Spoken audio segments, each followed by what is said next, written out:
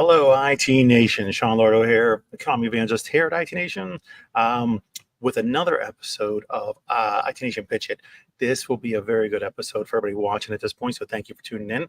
We are 9 days away from IT Nation Pitch It Finals, and so we decided that we would have the actual judges announced. People didn't know who the judges were going to be up until now, and we wanted to bring them on and have them talk about exactly what they look for out of a contestant. But again, with IT Nation Connect just around the corner on November 6th, 2:30 p.m. Eastern Standard. Doors open for the Pitch It Finals. I'm very stoked and looking forward to it.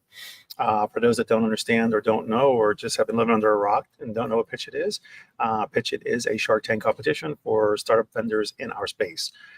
And on Wednesday, we had 26 vendors. We narrowed it down through preliminary pitch offs from 26 to 3 finalists. Those 3 finalists will be on stage live at IT Nation Connect, like I said, November 6th, and they are all competing for the grand prize of $70,000. Second place is $30,000. Third place is Marvin B steak knives. So it's an exciting time. Looking forward to it. Looking forward to seeing our contestants. But this is not about me talking the whole time. This is about us actually introducing our judges. So we're going to bring up first our first judge, maybe one of the best video people I've ever known. And one of the guys doesn't take offense to this, but unfortunately they'll have to deal with it. But I want to bring on Tom Lawrence to get started here. Hey, how you doing, Sean? What's up, Tom? How are you, sir? I'm doing good. You see me looking the other way, and you're like, I'm going to catch him off guard and bring him in first. Well, it's the least I could do for such a good friend. Absolutely. So how are things been going, man? Things are going wonderful. I'm looking forward to Pitch It in just a few days, so that's exciting. It's been a fun event. You know what? Yeah. Well, I mean, I wanted to bring you on first, especially now, and I'm thankful you're a judge because the first year that I ran this event, you and I actually did a series with the contestants, and so you were able to help me interview some of the contestants and some other people. So I thought like you're like the OG for me as far as this is concerned, and probably have the best background when it comes to it, aside from me, since you were first year, you and Adam Bolensky. So yeah. So I like, if you don't mind, for the audience that doesn't know who you are, which would be odd, if you don't mind giving a little bit of background on yourself, I'd appreciate it. I'm not that famous, so I don't mind. So obviously, besides my name being Tom Lawrence, I have been working in the IT industry for over 25 years. I've had my company since 2003. I merged the IT side of my company in 2023, 20 years later, with CNWR, and a lot of you probably know Jason Slagle if you've been in the community. He's also a speaker at ConnectWise.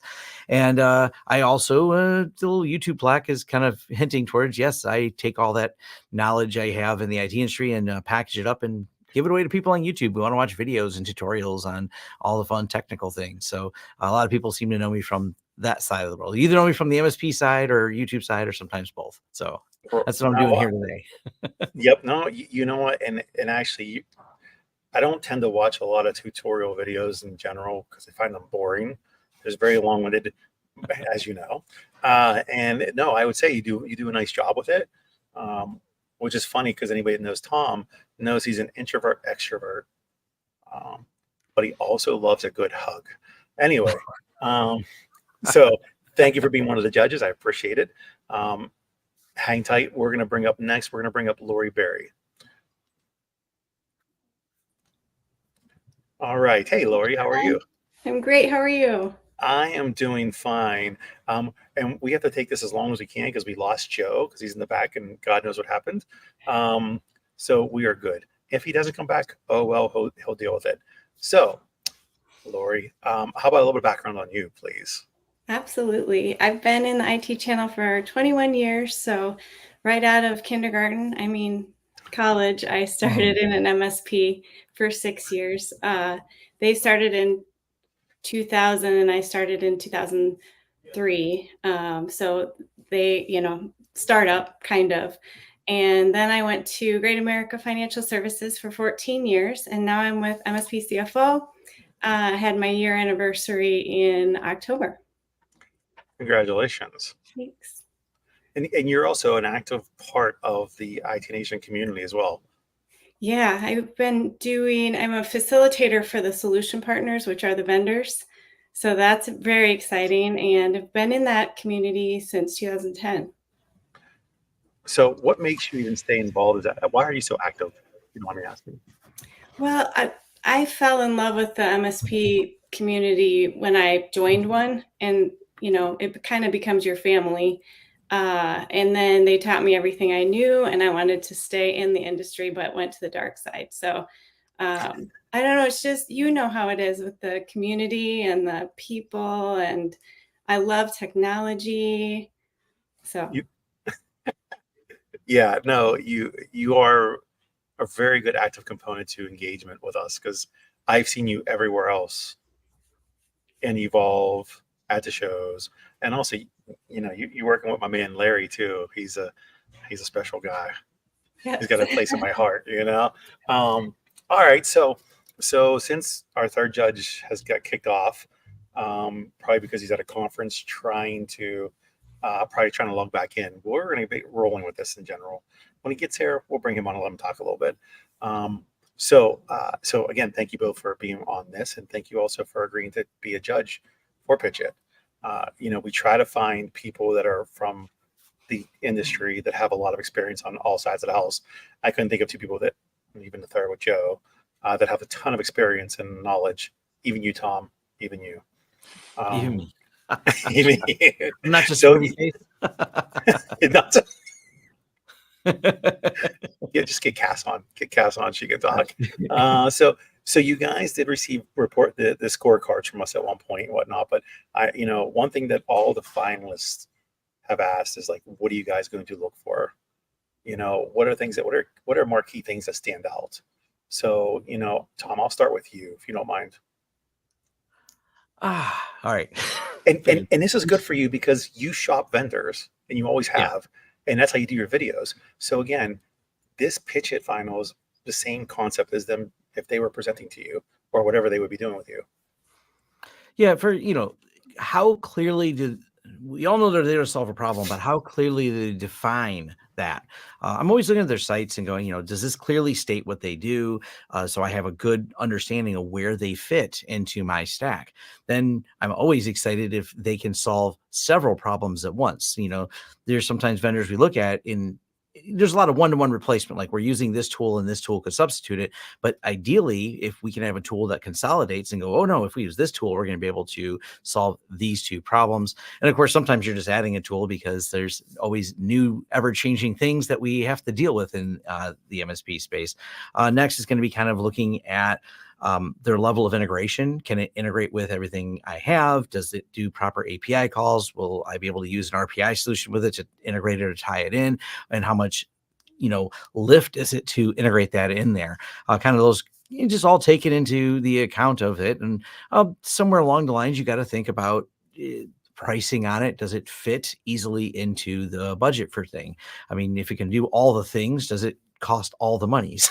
There's just kind of making sure it's a rational, reasonable fit, and making sure they, and nice, and when you can interact with the people that little better, maybe there's questions on how they would support or how they would handle a scenario. So being able to interact with them, and it's the same question I'm going to ask any vendor, like, hey, how would you handle this type of scenario? Because anytime we add another vendor, we add another agent to the stack of tools that we have to deploy on there. Well, you've now entered my trust circle. And so I have to make sure that you are prepared to deal with things and make sure, just got all the ducks in a row on that.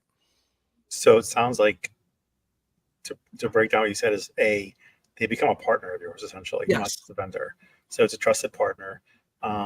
If you can get a twofer, so they do two things instead of just one, that helps you with cost and to do a couple things. And then if they're able to have strong integrations, that's extremely important. But also probably most importantly is they only become a partner because they are able to address the scenario question in this scenario. Because I find like a lot of vendors fall short if they don't get themselves involved in here's how we work together. Here's how we enable you to succeed, whatever it is. If there's an issue, we help you fix it here. Even if it's not an issue and it's onboarding you, that's the other part of it. It has to be on point. Is that fair? Yeah. Okay. See, just trying to summarize for the audience. Lori, what about you? Same question. Show me the money. So how can the MSP make or save money with the product? I love what Tom said about the integrations because we all know that's a huge cost and time piece. So that's going to be big. And then I'm going to really look out for the MSP and try to figure out, is it going to be a good fit, and how many levers do they have to pull to make it work in their business. So Sure. And so show me the money. I look at that going in two different areas. One being how quickly you can get somebody onboarded to use your product, or to resell your product, right? And then there's the monetary gain. So you're saving money by efficiency and effectiveness, and you're gaining money by being more productive, and also if there happens to be a resale component to this too, right? yep. See, look at that. I hope these guys are listening to us, because they better be listening to us. Yeah, the other thing I would look for is do I have a person, or do I have a support team? Is it scalable? Yep. How quickly can I get someone on the phone if something breaks or blows up? Which is fair. So it looks like we got our third judge back. Great. I'm going to bring him on. Let's bring on Joe, since he's back. What's up, man? Hello. Technical issues. Maybe one of our winners can help with this problem. Bandwidth. Right. So what are you on your phone now? Is that what you did? Switch to your phone? Yeah, I moved to my phone. Right. Amazing. All right. So Joe Pannone, everybody else had a chance to talk about background. We've already asked a question. I'll let you give us some background on you real quick. Oh, sure. I'm Joe. I love horseback riding and long walks on the beach. I started my MSP in '93. I made my exit in 2019. I haven't missed an IT Nation since 2007. My Lord. I'm not sure how many how else have that. Of course, there was one year we didn't have it because of COVID, but all the other years, I've been there. But I'm really looking forward to this. I'm a former MSP. I do a lot of consulting now. Of course, I've got the podcast, the Joey Pins podcast. But I'm really excited to be here and look forward to this opportunity, Sean. This is incredible. You know what?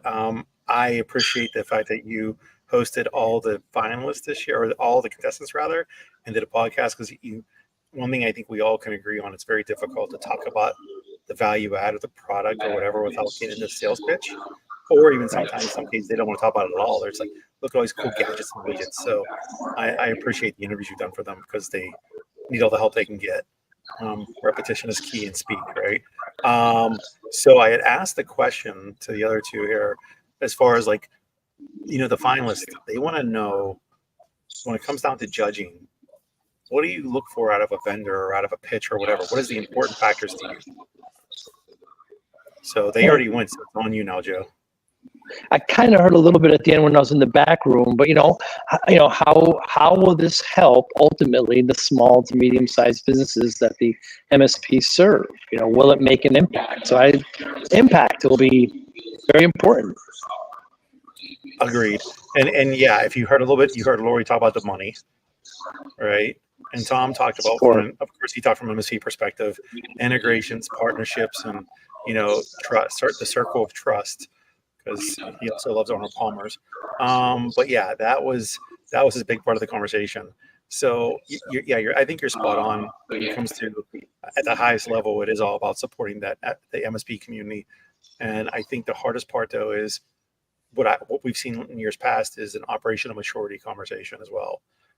What kind of partners do you identify with the most? Who's your demographic? So that takes me into like the next question, actually. And Joe, since you finished off, I'll let you start up again here. When it comes down to how they should assess themselves or talk about their value add, right? That's always a struggle point for vendors, how they talk to their audience. So do you have any suggestions? Because you talk to a lot, you talk to a large audience on a regular basis. Yeah, the biggest hurdle I find when talking to vendors or even MSPs about how to get their service out there is they go too deep with the features. You don't want features, you want value. What value is it going to bring? That it's a big red button and it has this report and it has these things is all nice, but what the end user, what the potential purchaser wants to know is what the value is. So push value over features. Absolutely. I agree with that. But then, so I'll take this to Lori, though, to what Joe said, even to his point, show the value, not features.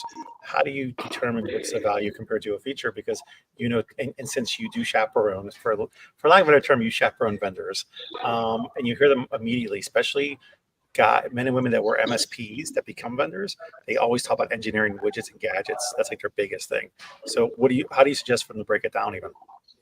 Yeah, I would say clear and concise and use their language. So make sure if you're a vendor, you think it's cool and the shiny features and functions, but make sure you're adding that business value. So how is it going to do all the things we've talked about today?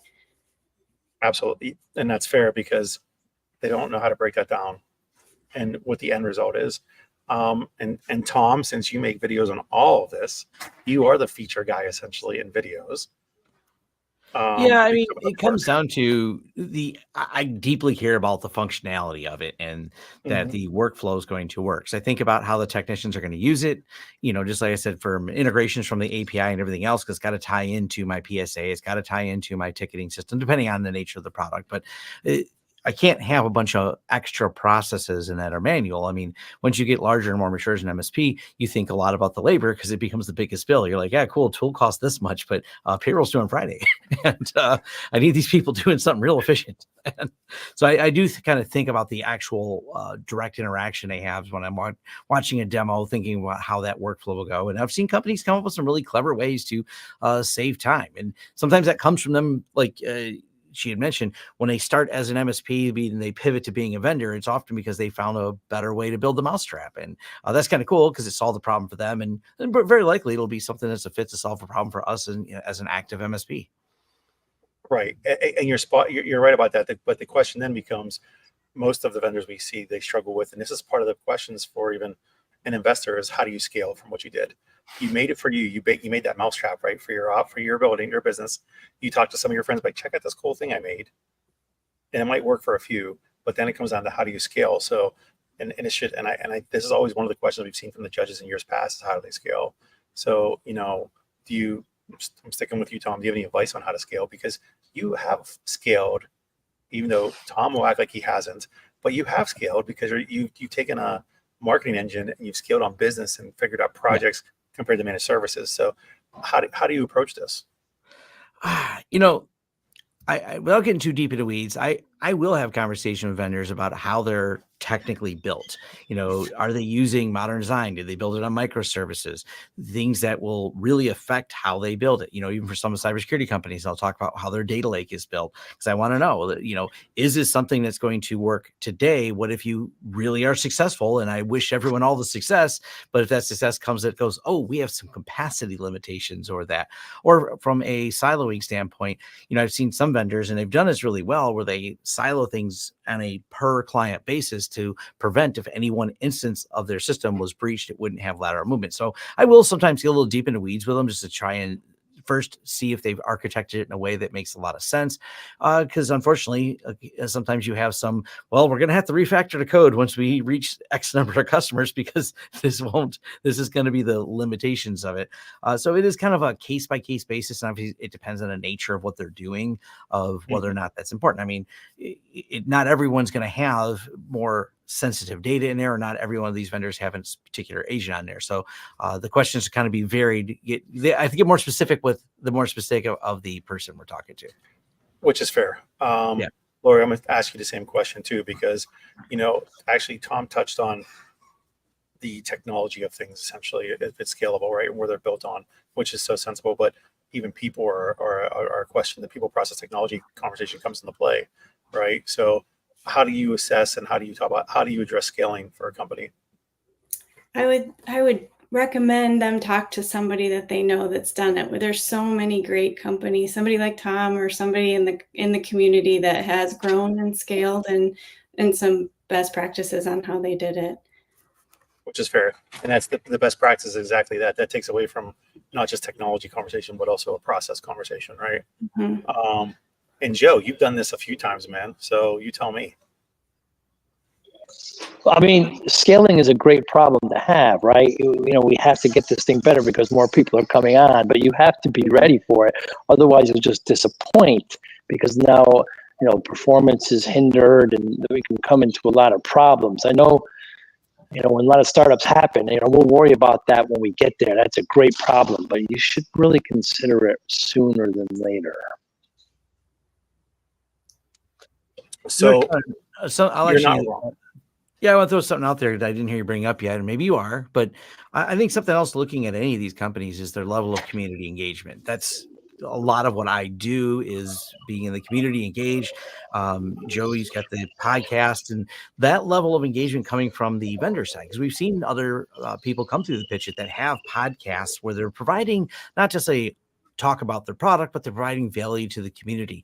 That's just a great playbook. And we've seen plenty of successful companies that you can directly see, oh yeah, the community engagement level they started with even when they were small has allowed them to scale exponentially on there. So seeing a company that's in the earlier stages start with community engagement, because it's, if you build it into the DNA of the company, it's awesome that you're always wanting to give value back, bring education to the audience, and provide a lot of value. But if they're doing that and it's a startup level, because it's so much harder to do when the culture's built, going, okay, we've reached kind of a tipping point of we're going to get bigger, but how do we build someone to do that? We never had this in the company. So having that early on, big plus for that.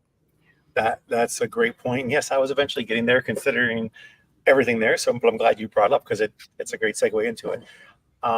When it comes down to community, I think what's beneficial, you're absolutely right, where you start to work on the community engagement early. And I don't think it's you necessarily have to have a podcast, but mostly making sure you have a presence in that community. Yeah. Right. Because I'm saying it because some people are not comfortable getting on video, getting on audio and talking. They're just not. They're never going to do it. We've met plenty of those. I think it's about making sure what level of engagement in the community, what you're comfortable with doing, to go do it, and staying consistent. Right. So, and it comes back to what I even said about you, Lori. You've been involved with IT Nation and ConnectWise for years. Lori doesn't do a lot of podcasts, but she's like actually boots on the ground everywhere, though, is what it is. So, do you anything you'd like to add to what Tom even said about the community engagement piece? And do you even check on that when you look at these vendors?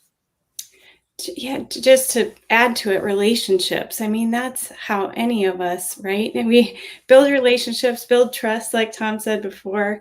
I think that's where you gain all the wins in this community. I would agree. That's actually how Tom and I became friends, was through community engagement. Like literally, like it was like, and then he became a partner of mine, and that was because the community engagement. We got the conversation, and he got involved, and otherwise, and that was me just reaching out to like, dude, we talk smack on social media all the time, but we never talk to each other. And we're like, let's talk to each other. And now he can't get enough of me. And it's amazing. It's amazing. He just likes the memes I send him. I love the memes he sends me. And Joe, you are almost like Mr. Community in general. I mean, you even built your own physical kind of community and everything. So what would you like to add, or what would you be stressing on? There's a few of these vendors that actually are very new to the MSP community. A couple of them just stumbled onto them because they're trying to sell their service to an SMB, and they said, hey, go through our MSP. What's an MSP? And, so in fact, I believe one of the finalists, you could say that. So it's so new to them that they have to understand that the way this community works is that once a couple of MSPs follow, come onto your solution, they'll start telling the others, and it'll really, migrate that well. So this community is very unique and very, very special in that way. And if you're new to it, or if you're not, you need to understand that. I would agree completely. Go ahead, Lori. Yeah, good news spreads and bad news spreads faster. So just make sure you're doing the right things in the beginning. I would agree with that. But I also think that another element of what happens is when you are engaged in a community and you're transparent with problem solving with issues, that there becomes a level of acceptance that MSPs will grant you, latitude they'll grant you because they know you're always active and you can be trusted and you're a friend. Yeah. I mean, like, let's be honest, like Rob Ray, when he was with Datto, even if there was an issue with Datto, you wouldn't see anything being said too much other than somebody would tag Rob and Rob would respond, or maybe as an assistant, I have no idea, but there's, absolutely that would turn into a no. There was nothing really being challenged, and it just went away quietly, which was great, Oh, and then there's a great question there from Drew Hackworth. Drew is my man. If you don't know who Drew is, he's a special guy. I love him. He's an MSP. Is there an MSP vendor pipeline? I've never noticed. Are we talking about like? Oh, we lost Lori there. probably lose. You didn't Lori. want to answer the question. She's like, I'm done. I don't even like Drew. So, are we talking like, is there an MSP that has a pipeline for vendors or shopping? Yeah, Drew should full sarcasm. I think what he's getting at, it is kind of funny. In Joey's probably, because he's been at all the IT nations, he probably has some statistics that you can give us for they used to be an MSP and now they have a booth. Like there's some that's probably an interesting number. You've been in a lot longer than I have, so you've probably seen quite a few of those. There are. The roster, but certainly everybody at the Solutions Pavilion next week would certainly be a good place to start. A lot of noise here. Yeah, there's a lot of noise. So I will tell you this, Tom, to your point, even in the PitchIT competition, over 70% of the vendors were or are currently MSPs. That's one thing. So it's not a normal. And I guarantee if we walked around that showroom floor and asked what they did, even last year, in the finals, it's funny because every year there's at least one company that was an MSP, at least one, no matter what, and even maybe still even is an MSP. But it goes back to the point of like they start a business, they need to solve a problem, they figure out a workaround, they build a product, they offer it to their friends. But I don't even know how many have been introduced through Evolve that have presented to their own team that they were involved with that Evolve, and like they were like, this is a great idea. They start helping them build it. It becomes like a family and friends purchasing, right? It's almost like when your little cousin starts selling life insurance and comes talk to the whole family. They keep that job for a whole 60 days and sells life insurance to everybody, then they quit. Yeah, same thing. But these guys actually stay longer than a couple months. They're still in it 10 years later. So I wouldn't be surprised if it was the same on the floor as to how many were or are currently MSPs, or even people that work for larger companies now that were MSPs that were acquired. And then they're now like a chief people officer almost, or a client success VP or something along those lines. I would not be shocked that if it wasn't a high number. I don't know, Drew, did we cover your question, or did you want to know about a shopping list itself? Because that's what I want to know. Because I think there probably is a shopping list in general for all MSPs, but I don't think you can go by any one shopping list from any MSP because it's based off the need of the MSP, the size of the MSP. You can't work with all the vendors. Just because you're an MSP, because if you're too small and it's a very complex system, what are you going to do with it? And that actually takes me to my next question here for you all. As far as, and Tom, you came back and you said earlier about the ability to integrate, the ability to work easily with the vendor, and basically get to work quickly. So when it comes down to complexities or maturity or whatever, how do you determine what technologies you select if there's a gap right away? It's always a challenge to figure out. First, sometimes you didn't know there was a gap. And actually one of the softwares that we started using a couple of years ago, we found at IT Nation. Well, I found through people I knew there through the community, right. And I didn't know I needed it. So sometimes it's not even I knew there was a need. I was like, that's an interesting problem. I didn't think anyone made something to solve. And that's sometimes I like those aha moments that are kind of fun like that. Other times you are searching the gap and looking for something and going, yep, I have a problem. This does not work as well as it could. Does anyone else have a better version of this particular solution? And better yet, do they have a version that also extends and can cancel out some of the other vendors so I can consolidate a little bit? Because I think right now, there's 51 portals that our staff can log into. So just across all the things, you start adding it up, you're like, there's a lot of places people can log in. There's a lot of different options that we have. And most of it's SSO. We try to simplify, but still there's a lot that, potentially across the company for all the different tooling that we have. And tool sprawl is a real thing. The fact you said 50, the average MSP uses at least 5 to 7 technologies, if not more. Mm-hmm. I mean, there are some that are doing 15 to 25 in some cases, right? So is it safe to say that probably going back to the integration isn't just about integration, it's about being able to try to consume or merge with the technology to keep it at one, hopefully trying to have a single pane of glass, which we know we've all talked about for the past 20 years. The reality is it's probably never going to be one single pane of glass because there's just too many different other things, right? So that makes sense. Now, Lori, as far as that's concerned, is there anything else that you would say stands out in that from what Tom was saying? We just had a panel at Evolve of MSPs, and they said 40 to 50 was what they were running too. And so they also said that they're trying to pare down on that only bring on 1 or 2 a year, which that hurt a little bit. So that goes back to the make sure you can get, you're not adding complexity to the team and that it's easy to implement. Well, and the 1 or 2, that means you better be really spot on as a vendor to talk about your value add, so you can be part of those 1 or 2. Yep. Otherwise, you're not talking to them until the next year. Yeah. And that's if they're under contract with a competitive product for another 2 years. Then you'll see in 3. So that's fair. Joe, can you hear us okay still, or can you hear us problems? Yeah, I thought of a great game. You just gave me a good idea. The single pane of glass drinking game. Over the last 15 years would put us all under the table, I'm sure. As far as a need, we had a need in my MSP. We built something internally. When I inadvertently showed my peer group, HTG, which is now Evolve, they all said, hey, we need this, you need it, so we need it. So, if it works for you and you need it, most likely other MSPs are going to need it too, just to kind of talk about that, about filling the gap. Yep, and that's fair. So again, actually Gene from Traceless.io, he's still an MSP, and I know Gene, yeah. Yeah, and he tells his story as to why he came up with Traceless. He said, sharing passwords, and I realized, oh my goodness, I'm emailing. This isn't even secure. Like, there's no security behind this, and we're just doing it.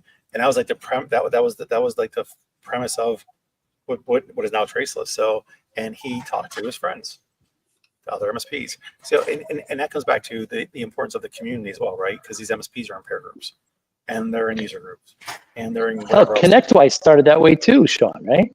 Arnie and David had needed a need, and they built something, and there was, yeah, they were MSP that was like, hey, we need to be able to do all these things, and then you got a PSA all of a sudden, which is the Swiss Army knife of all of the MSP technologies for somehow the PSA. It does everything according to every MSP. It's amazing. So yeah, you're welcome, Tom. You're welcome. So all right, so we have a couple minutes left now. So let's go away from the actual competition itself. You're all coming. I know you all come at different times. What are you guys most looking forward to at IT Nation Connect? Good, Tom. I'll start with you because I know you have a lot you're looking forward to. Oh, I'm looking forward to a hug from Sean. Oh, aren't we all? That's love, Joe. That's love. Thank you for that. I always come away with a lot of good conversations with the vendors. All of my friends are there. Some of my friends are MSPs. Some of my friends are vendors. So, it's always a good time hanging out in the vendor hall and things like that. So it is. I agree.